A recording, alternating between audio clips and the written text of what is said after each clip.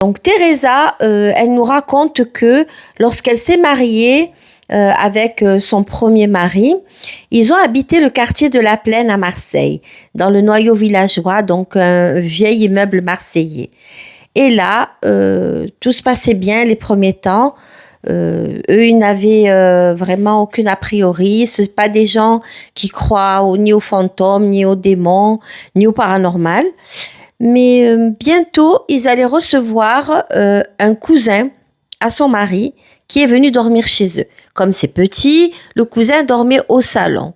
Et les 2 premiers jours, le cousin était vraiment pas en forme et il n'a pas osé dire jusqu'à ce que Teresa lui demande « Mais qu'est-ce qui se passe? Tu te sens pas bien chez nous? On te reçoit pas bien sur le ton un peu de la plaisanterie, voilà. » Et lui dit « Mais non, mais c'est-à-dire que vous vous amusez à ouvrir la fenêtre il le dit en rigolant comme ça, tu vois, avec humour, alors que moi j'ai froid et je suis obligée de me lever à chaque fois pour fermer la fenêtre. » Teresa regarde son mari, elle pense que c'est vraiment au début, elle capte pas, elle dit bon, c'est une plaisanterie.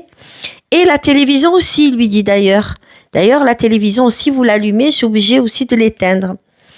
Donc, le cousin est resté encore quelques jours, il est reparti.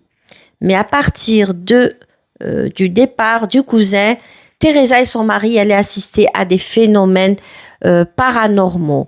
Donc, toujours cette fenêtre qui s'ouvre, en effet, ils l'ont remarqué.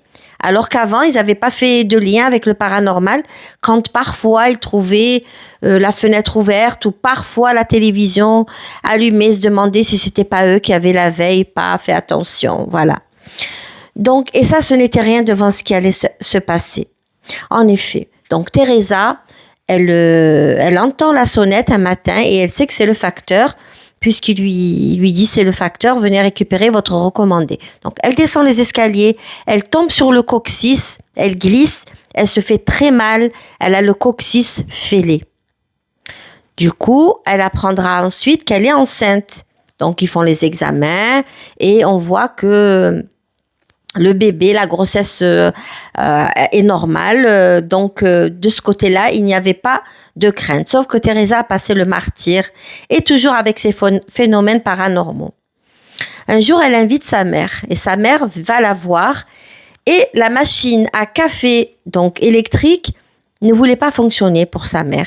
Elle ne voulait pas fonctionner. Une machine neuve qui marche, elle n'avait pas marché. Et après le départ de sa mère, eh bien, elle a marché. Donc, Teresa commence encore à se poser des questions, à se dire, il y a vraiment quelque chose qui se passe chez nous.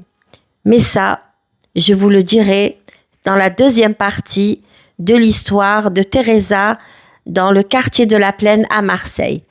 À très bientôt pour une nouvelle vidéo. Et surtout, attention, parce que le paranormal n'est jamais bien.